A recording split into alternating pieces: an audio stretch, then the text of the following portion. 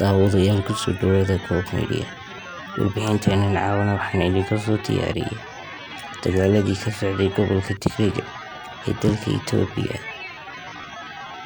Ciidamada Itoobiya oo markii ugu horeysay meydkooda kaga cararay meel cidlo ah, iyo jabhadii TPLF oo dib u qabsatay caasimadii Maqalla ee gobolka Tigray iyo dhammaan inta badan gobolladii Tigray. Waxaana ay caawa ka dabaaldegayaan caasimadii Maqalla. TPLF markii ugu horeysay waxay gaadhay guusheedii ugu weyneyd muddo kadib dagaalkii lagu jabiyey ee ay ku baabi'een kubanaanka kun qof ee Tigray ah.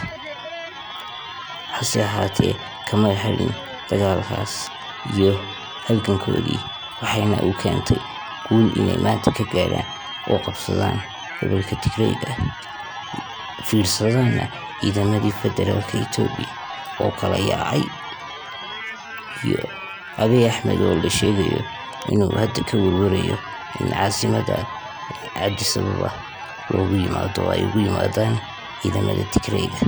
Halka ka daawada sida ay u dabaaldegayaan caasimada Maqalla iyo dabaaldegya dadka farxadda ka muuqata shacabka Tigray ee hore u qabsatay xukuumadda federaalka ee Abiy Ahmed. Ciidamada Tigray ee TPLF waa ciidamo halgamayaal ah oo muujiyey dagaalkii ay kula jireen ciidanka federaalka ee xoogga weyn, waxayna ku guuleysteen ugu dambeyn inay qabsadaan gobolkoodii, jebiyaan ciidamadii Itoobiya dhammaan.